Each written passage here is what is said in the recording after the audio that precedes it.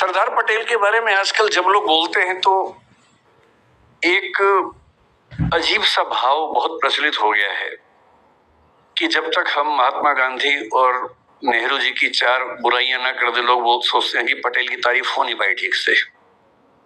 तो मैं उस तरह का आदमी नहीं हूं, मैं पहले स्पष्ट कर रहा हूं। आप अगर ये उम्मीद कर रहे हैं कि मैं गांधी जी को चार लाइनें सुनाऊंगा और नेहरू जी के बारे में चार गलत बातें बोलूंगा, मैं ऐसा नहीं करूंगा।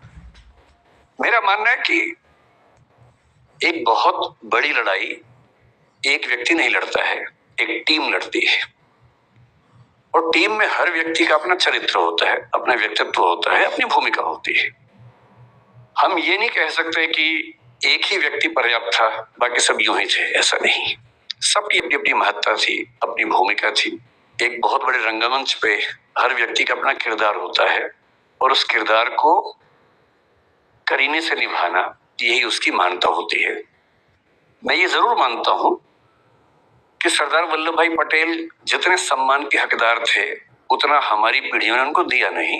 ये हमारी पीढ़ियों पर लानत की बात है, ये मैं जरूर मानता हूं और ये हमें सुधारना चाहिए। क्यों सुधारना चाहिए? मैं कुछ ऐसी बुनियादी बातें आपसे कहूंगा।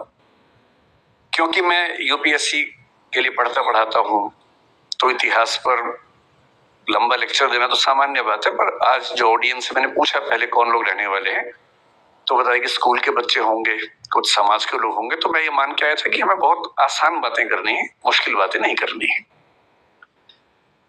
मुझसे कोई पूछे कि सरदार पटेल को आप किस रूप में देखते हैं, बल्कि आज से 4-5 साल पहले मेरी माताजी का देहांत 2018 के अंत में हुआ, नवंबर में।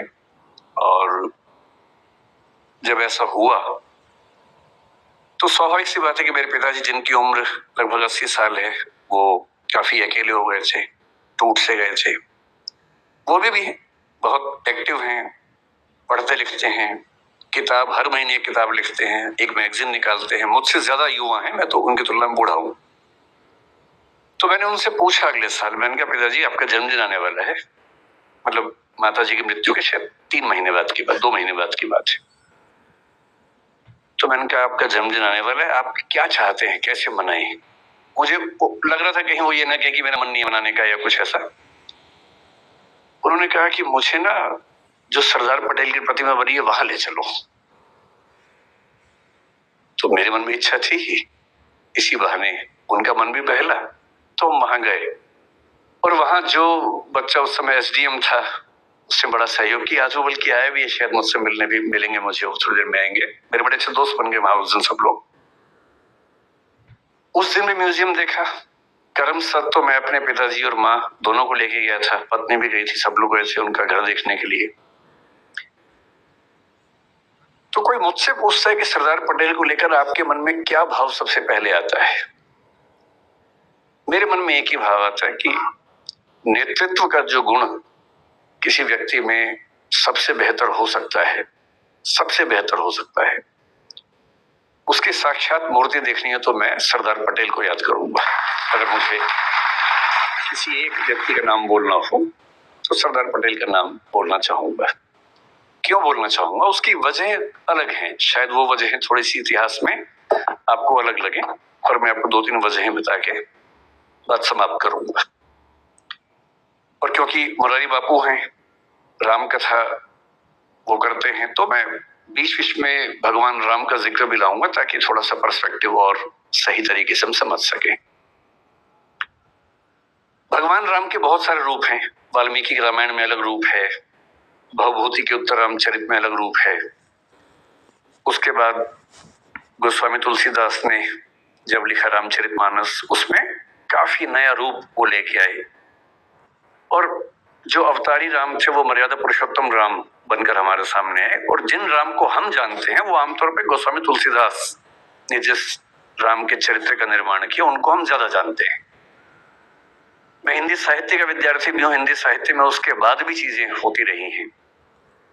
20वीं सदी की शुरुआत में महात्मा गांधी के समय में ही मैथिली शरण गुप्त ने साकेत लिखा, उसमें राम का नया रूप सामने रखा, जिसमें वो प्रश्न कर रहे हैं, राम तुम ईश्वर हो, मानव नहीं हो क्या? या राम तुम मानव हो, ईश्वर नहीं हो क्या? और वो कह रहे हैं कि हे राम, इस देश को मत भूलना, राम तुम्हें यह देश न भूले। धाम धरा धन जाए भले ही, यह अपना उद्देश्य न भूले। और भगवान राम राष्ट्रभक्त नायक के रूप में उभरते हैं साकेत नाम की रचना में 20वीं सदी की शुरुआत में। फिर 1936 में हिंदी के सबसे बड़े कवि निराला राम की शक्ति पूजा एक कविता लिखते हैं। वहां फिर राम का एक नया चेहरा सामने आता है, बहुत ही उदात्त स्वरूप, सबलाइम स्वरूप, गरिमा से भरा व्यक्तित्व। फिर आजादी मिलने के बाद नरेश मेहता ने एक और पुस्तक लिखी, संशय की एक रात। वो राम के एक और रूप को सामने लेके आता है, जिसमें राम को दुविधा है और एक बड़े व्यक्ति को दुविधा होनी चाहिए। उनको दुविधा ये है कि सीता की मुक्ति तो मेरी निजी लड़ाई है, मेरी पत्नी का अपहरण हुआ तो लड़ना मेरा धर्म बनता है, लेकिन उस लड़ाई में मैं इस पूरे समाज को, पूरी सेना को झोंक दूं, ये उचित है या अनुचित है।